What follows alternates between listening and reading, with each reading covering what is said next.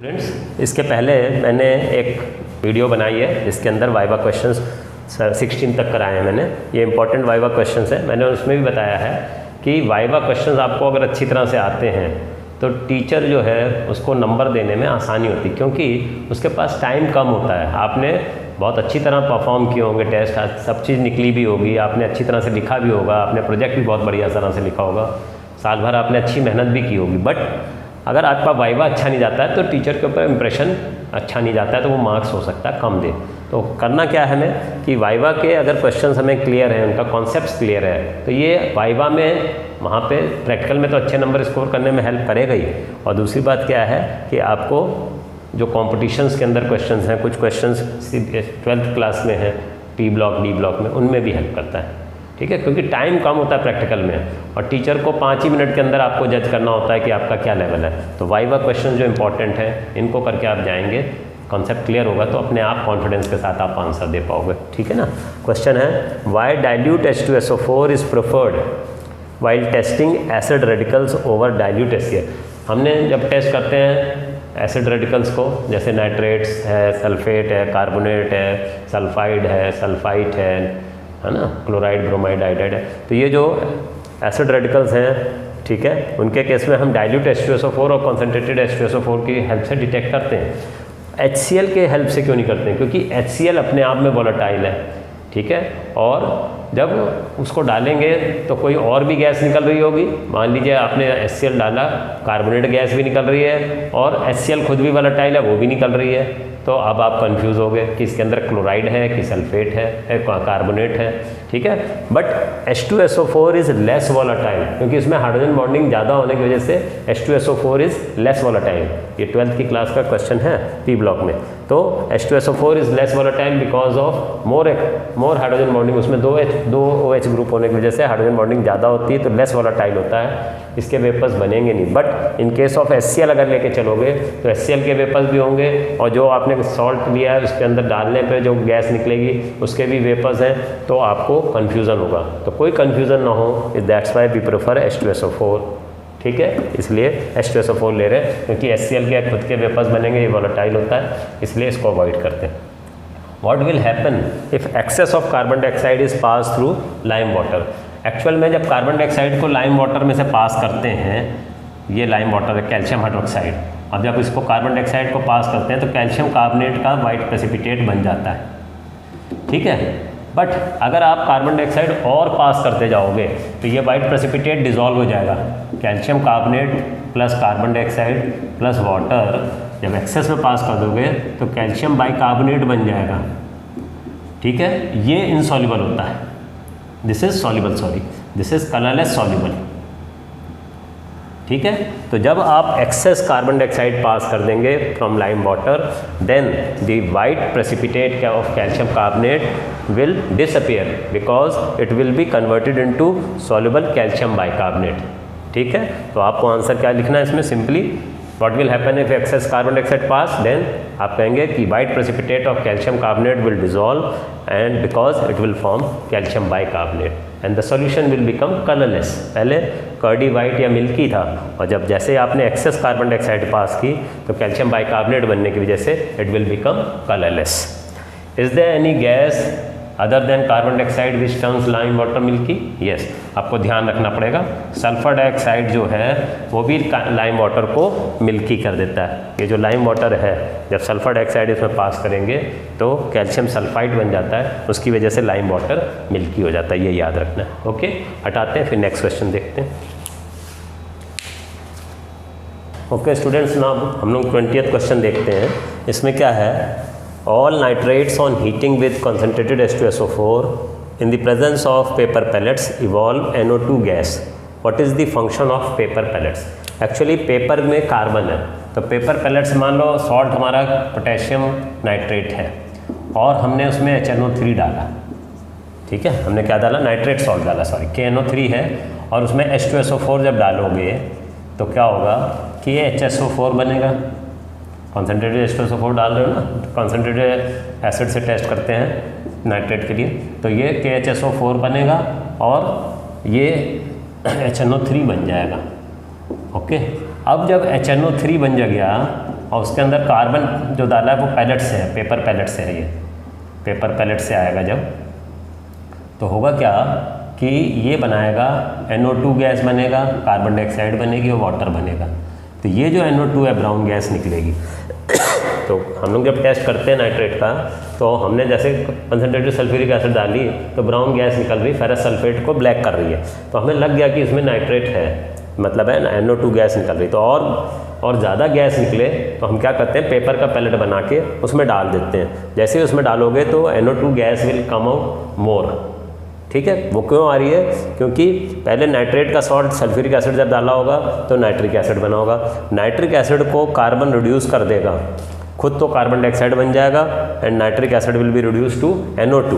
तो इसलिए paper palette डालने का पर्पज़ ये है कि जो HNO3 है वो रिड्यूस होके NO2 बन जाए, तो उससे ब्राउन कलर की गैस निकलेगी, तो हमें और पता चल जाएगा आसानी से हाँ कि ये नाइट्रेट ही है। कंफर्म करने में हमें फिर आसानी रहेगी, पता हो गया कि हाँ ये नाइट्रेट है। जब पेपर पैलेट डालते हैं और ब्राउन गैस और ज़्यादा निकलने लगती है तो समझ लो उसमें नाइट्रेट है। How is the ring test perform for nitrates. Nitrates का रिंग टेस्ट बहुत इंपॉर्टेंट होता है। हम क्या करते हैं कि टेस्ट ट्यूब के अंदर, मान लीजिए ये टेस्ट ट्यूब है, टेस्ट ट्यूब के अंदर हमने सॉल्ट का सोल्यूशन ले लिया, उसके अंदर हमने फ्रेशली प्रिपेयर्ड हमने फेरस सल्फेट का सोल्यूशन डाल दिया, ठीक है।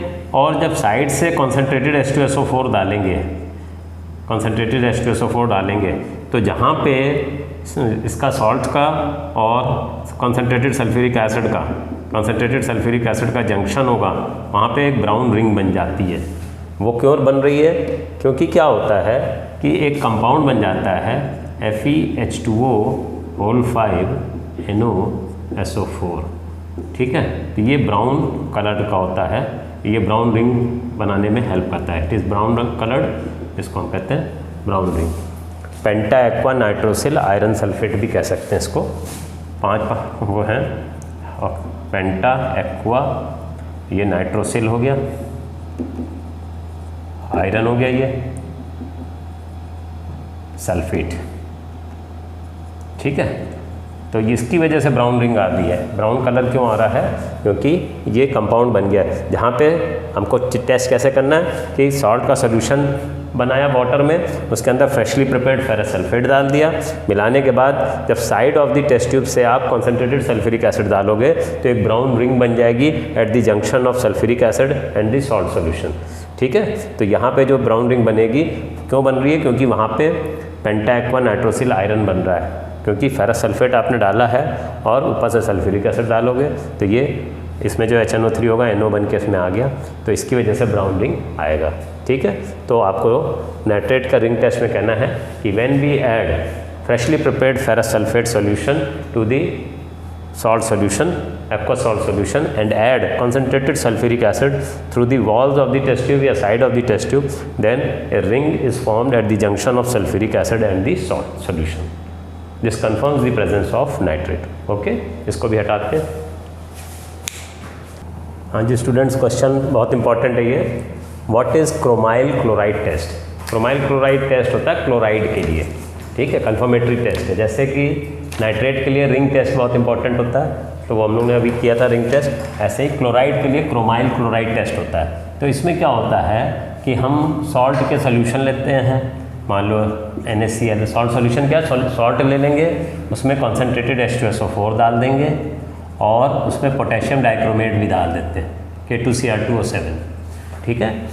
सॉल्ट ले लीजिए, उसके अंदर कॉन्सेंट्रेटेड सल्फ्यूरिक एसिड डाल दीजिए और उसके अंदर पोटेशियम डाइक्रोमेट डाल दीजिए। जब हीट करेंगे तो CrO2Cl2, इसको कहते हैं क्रोमाइल क्लोराइड। क्रोमाइल क्लोराइड ये रेडिश ब्राउन कलर की होगी, ठीक है, रेडिश ब्राउन, ठीक है। अब जब क्रोमाइल क्लोराइड जो गैस निकलेगी, इसको जब हम वाटर में पास करेंगे तो H2CrO4 बन जाएगा। CrO2Cl2 को जब वाटर में पास करेंगे तो H2CrO4 बन जाएगा, ये येलो होता है, ठीक है। अब H2CrO4 को जब NaOH में पास करेंगे in the presence of lead acetate and acetic acid, ठीक है, एसिटिक एसिड तो इसको डिसोशिएट ना इसके लिए दिया जाता है, तो क्या होगा कि लेड क्रोमेट के येलो प्रेसिपिटेट बन जाएगा, yellow precipitate of lead chromate, ये याद रखना है, ठीक है। तो it is a confirmatory test for chloride. Chloride का टेस्ट तो हम AgNO3 से करेंगे, सॉल्ट सोल्यूशन में AgNO3 डालेंगे तो वाइट प्रेसिपिटेट आएगा which is soluble in ammonium hydroxide. But उसको कंफर्मेटरी टेस्ट कैसे करेंगे कि आपको जब लिखने को दिया जाता है तो उसमें कहा जाता है एक तो प्रिलिमिनरी टेस्ट लिखिए, एक कंफर्मेटरी। तो सिल्वर नाइट्रेट्स को जब आपने सॉल्ट सोल्यूशन में डालेंगे तो white precipitate of silver chloride बनेगा सॉल्युबल इन अमोनियम हाइड्रोक्साइड, तो प्रिलिमिनरी टेस्ट भी हो गया किसका कि क्लोराइड है। अब कंफर्मेटरी टेस्ट हम क्रोमाइल क्लोराइड टेस्ट करेंगे। उसमें क्या करते हैं कि सॉल्ट लिया, उसके अंदर कंसनट्रेटेड सल्फ्यूरिक एसिड डाला और पोटेशियम डाइक्रोमेट डाला और हीट करा तो क्रोमाइल क्लोराइड गैस निकलती है, रेडिश ब्राउन डार्क कलर की होती है, ठीक है। फिर इसको जब हम वाटर में पास करेंगे तो येलोइश कलर का आ जाएगा H2CrO4। H2CrO4 को NaOH का सॉल्यूशन और उसके अंदर लेड एसीटेट और एसिटिक एसिड जब डालोगे तो येलो प्रेसिपिटेट बन जाएगा लेड क्रोमेट का। तो this confirms the presence of chloride in the given salt, ठीक है। तो chromyl chloride test is a very important test for confirming the presence of chloride in any salt solution या salt. Okay, हटाते हैं फिर next. हाँ जी बच्चों, क्वेश्चन है why original solution is not prepare in concentrated HNO3। Actually क्या है कि जैसे मान लीजिए सेकंड ग्रुप का हम टेस्ट कर रहे हैं, ठीक है। अब उसके अंदर सेकंड ग्रुप में लेड और कॉपर होता है, ठीक है। प्रैक्टिकल्स में सेकंड ग्रुप में लेड एंड कॉपर का टेस्ट होता है। अब मान लीजिए आपने कॉन्सेंट्रेटेड HNO3 लिया हुआ है और H2S जब पास करोगे, H2NO3 में HNO3 is a strong oxidizing agent, तो ये H2S को रिड्यूस कर देगा सल्फ़र में और खुद NO2 और वाटर और सल्फ़र डाइऑक्साइड एंड सल्फ़र का yellow precipitate, yellow colloidal sulphur आ जाएगा, येलो कोलाइडल सॉल्यूशन हो जाएगा, कोलाइडल सल्फ़र आ जाएगा। अब येलो कोलाइडल सल्फ़र आ जाएगा तो ये कौन से ग्रुप में आएगा, सेकंड में भी और फोर्थ ग्रुप में भी, क्योंकि सेकंड ग्रुप में भी हम H2S पास करते हैं और फोर्थ ग्रुप में भी। तो ये जो येलो इसका कोलाइडल सोल्यूशन सल्फ़र का बन जाएगा तो ये इंटरफेयर करेगा डिटेक्शन ऑफ दी सॉल्ट में। तो HNO3 को हम नहीं लेते हैं, उसका रीज़न यही है कि it is a strong oxidizing agent, it will oxidise H2S जो रिएजेंट हम सेकंड ग्रुप में H2S जब गैस पास करेंगे सेकंड ग्रुप में और फोर्थ ग्रुप में, तो it will oxidise H2S into sulphur और वो येलो तरह का प्रेसिपिटेट टाइप का कोलाइडल सोल्यूशन टाइप का बन जाएगा। तो it will interfere in the detection of the salt. इसलिए original solution is not prepared by using concentrated HNO3, ठीक है। इसको हटा देते हैं, फिर अगला क्वेश्चन हम लेते हैं। Name the group reagents for different groups. Practical में कैटायंस के टेस्ट में हमने 6 ग्रुप बना रखे हैं। तो ग्रुप 1 जो होता है, फर्स्ट ग्रुप जो होता है उसमें अमोनियम टेस्ट करते हैं और उसके अंदर हम ग्रुप रिएजेंट जो होता है क्या डालते हैं, उसके अंदर हम डालते हैं NaOH, ठीक है, अमोनियम के टेस्ट के लिए। ये ग्रुप रिएजेंट है। ग्रुप सेकंड के अंदर क्या होता है, H2S HCl डाइल्यूट HCl डाला जाता है, ग्रुप रिएजेंट जो है HCl है, ठीक है। और थर्ड ग्रुप के लिए, थर्ड ग्रुप के अंदर हम क्या डालते हैं, अमोनियम हाइड्रोक्साइड, ये तो जीरो ग्रुप का है, सॉरी NaOH जो है ये जीरो ग्रुप का है, इट इज़ फॉर इसका ग्रुप रिएजेंट जीरो ग्रुप का NaOH है। इसमें इसको हम टेस्ट करते हैं NH4 अमोनियम को टेस्ट करते हैं।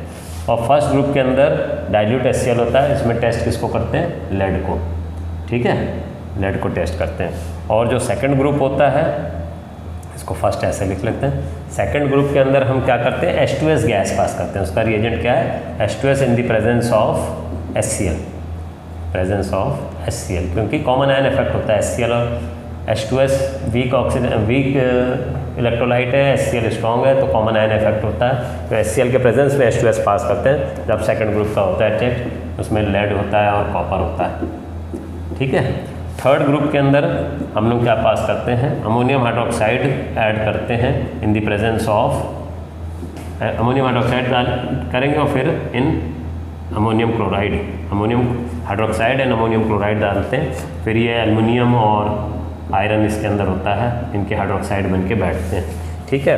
फोर्थ ग्रुप के अंदर H2S पास करते हैं। ठीक है, H2S in presence of ammonium hydroxide NH4OH। ठीक है, फिर फिफ्थ ग्रुप में हम डालते हैं इसमें ammonium carbonate NH4 in presence of ammonium hydroxide and ammonium chloride. और सिक्स ग्रुप में मैग्नीशियम होता है नो स्पेसिफिक रिएजेंट, इसमें कोई स्पेसिफिक रिएजेंट नहीं है, नो स्पेसिफिक रिएजेंट। ठीक है, तो एक बार फिर से देख लीजिए कि जीरो ग्रुप में NaOH है। ओके जी, जीरो ग्रुप के अंदर क्या है, NaOH है। और इसके अंदर क्या है, फर्स्ट ग्रुप में डाइल्यूट HCl डालते हैं, उसमें लेड का टेस्ट होता है। सेकंड ग्रुप के अंदर H2S पास करते हैं इन द प्रेजेंस ऑफ HCl, इसमें लेड और कॉपर का टेस्ट होता है। थर्ड ग्रुप में अमोनियम हाइड्रोक्साइड पास करते हैं इन the presence of ammonium hydroxide weak electrolyte है और ये स्ट्रॉन्ग इलेक्ट्रोलाइट है।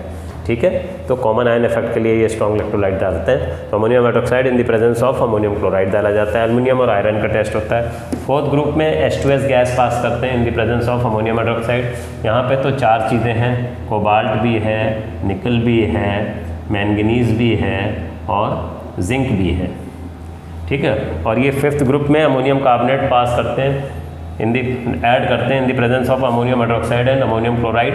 तो इसके अंदर आपका बेरियम होता है, कैल्शियम होता है और स्ट्रोंशियम होता है। BSC, एस क्रोमियम पहले लिख देते हैं, BSC स्ट्रोंशियम एंड कैल्शियम, इसी ऑर्डर में इनको टेस्ट भी करते हैं, बेरियम, स्ट्रोंशियम, कैल्शियम। और सिक्स ग्रुप के अंदर कोई स्पेसिफिक रिएजेंट नहीं डाला जाता है, मैग्नीशियम का टेस्ट करते हैं। ओके जी, तो ये आपके 0 to 6 ग्रुप होते हैं। और ये फर्स्ट 0 हो गया, ये फर्स्ट हो गया, ये सेकंड, ये थर्ड, ये फोर्थ, ये फिफ्थ, ये सिक्स्थ।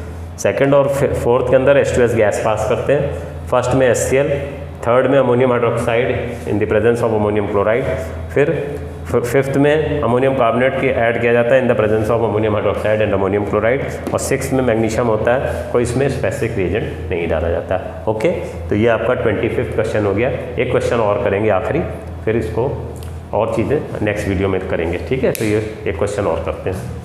ओके स्टूडेंट्स, 25वां क्वेश्चन करते हैं। Why is it essential to add dilute HCl before proceeding to the test और the basic radicals of group 2। Group 2 में लेड और कॉपर होते हैं और उसमें H2S गैस हम पास करते हैं इन the presence of HCl। Actual में क्या है, H2S वीक इलेक्ट्रोलाइट है, ये टूटेगा 2H+ और सल्फाइड आयन में, और HCl is a strong electrolyte, ये H+ और Cl- में टूटेगा।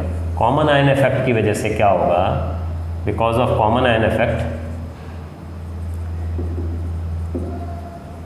Equilibrium will shift in the backward direction. Le Chatelier's principle क्या कहता है, when the concentration of the products will be increase then the equilibrium will shift in the backward direction, because Le Chatelier's principle कहता है if a system is in equilibrium and is subjected to any change in temperature, pressure और concentration, the equilibrium will shift in such a direction so as to neutralize the change. H+ ions की concentration बढ़ जाएगी तो ये जो weak electrolyte है वो उसकी डिसोसिएशन सप्रेस हो जाएगा, equilibrium will shift in the backward. तो सल्फाइड आयंस कम बनेंगे, जब इसका टूटना कम हो जाएगा तो सल्फाइड आयंस कम बनेंगे। जब सल्फाइड आयंस कम बनेंगे तो जो सेकंड ग्रुप के बेसिक रेडिकल्स हैं लेड और कॉपर, तो ये तो प्रेसिपिटेट हो जाएंगे, ये लेड सल्फाइड बन के बैठ जाएगा ब्लैक, या कॉपर सल्फाइड बन के बैठ जाएगा, ये भी ब्लैक होता है। तो सेकंड ग्रुप के कैटायंस सल्फाइड बन के बैठ जाएंगे क्योंकि सल्फाइड की कंसंट्रेशन कम हो गई थी HCl डालने से। अगर ऐसा नहीं करते तो जो फोर्थ ग्रुप है, फोर्थ ग्रुप में भी H2S पास करते हैं, तो फोर्थ ग्रुप वाले, थर्ड ग्रुप वाले कैटायंस भी प्रेसिपिटेट हो जाएंगे अगर सल्फाइड की कंसंट्रेशन ज़्यादा होगी। पर सल्फाइड की कंसंट्रेशन जब कम होगी तो खाली सेकंड ग्रुप के जो बेसिक रेडिकल्स हैं वो प्रेसिपिटेट होंगे सल्फाइड बन के। अगर अगर HCl नहीं डालते, सल्फाइड की कंसंट्रेशन ज़्यादा होती तो थर्ड ग्रुप के और फोर्थ ग्रुप के जो कैटायंस हैं वो भी प्रेसिपिटेट हो जाते, तो फिर हमको गलत निकलता रिजल्ट, क्योंकि सेकंड ग्रुप में लेड और कॉपर है और वो पता चलता कि एल्युमिनियम है, थर्ड ग्रुप में एल्युमिनियम आयरन, फोर्थ ग्रुप में कोबाल्ट, मैंगनीज, निकल और जिंक है, वो भी प्रेसिपिटेट हो जाते हैं। तो फिर तो गड़बड़ हो जाता है। इसलिए खाली सेकंड ग्रुप के कैटायंस प्रेसिपिटेट हों तो इसके लिए सल्फाइड आयंस की कंसंट्रेशन कम होनी चाहिए, तो उसको कम करने के लिए H2S पास करते हैं इन द प्रेजेंस ऑफ HCl। तो HCl स्ट्रॉन्ग इलेक्ट्रोलाइट है तो इसके वीक इलेक्ट्रोलाइट का टूटना कम कर देता है, सल्फाइड आयंस की कंसंट्रेशन कम होगी और इसीलिए खाली लेड और कॉपर वाले यही दोनों प्रेसिपिटेट कर जाएंगे। जो थर्ड ग्रुप और फोर्थ ग्रुप के कैटायंस हैं वो प्रेसिपिटेट नहीं करेंगे, इसलिए H2S is added in the presence of HCl। Okay students, मैंने आपको 25 क्वेश्चंस इसके वाइवा के इंपॉर्टेंट क्वेश्चंस करवा दिए। काफ़ी कंसेप्ट्स भी क्लियर हो जाएंगे कि कैसे हम मतलब प्रैक्टिकल करेंगे और they will help you to be confident in answering the questions of the examiner. Examiner को मेनली 2-4 मिनट में ही वो आइडिया लगा लेता है कि बच्चा किस लेवल पे है, तो वो वाइवा के क्वेश्चंस पे ही हो। वाइवा के आपके कॉन्सेप्ट अगर क्लियर हैं, ये क्वेश्चंस क्लियर हैं तो आपका इंप्रेशन बहुत अच्छा जाएगा और जो आपने किया है वो आप बोल पाओगे, बता पाओगे, तो उससे आपको अपने आप मार्क्स अच्छे मिलेंगे। और इसके अलावा ये आपको कॉम्पिटिशन्स में भी हेल्प करेगा और बोर्ड में भी हेल्प करेगा, क्योंकि ये बेसिक कॉन्सेप्ट्स वहाँ भी पूछे जाते हैं। ओके स्टूडेंट्स, मेरी वीडियो को लाइक कीजिए और शेयर भी कीजिए और मेरा जो चैनल है केमिस्ट्री बाय SK अग्रवाल और उसको सब्सक्राइब भी कीजिए। उसमें बहुत से आपको इम्पॉर्टेंट टॉपिक्स के ऊपर वीडियोस मिलेंगी और इसके पहले का जो वीडियो है उसका मैं डिस्क्रिप्शन बॉक्स के अंदर लिंक दे दूँगा। Okay, thank you students.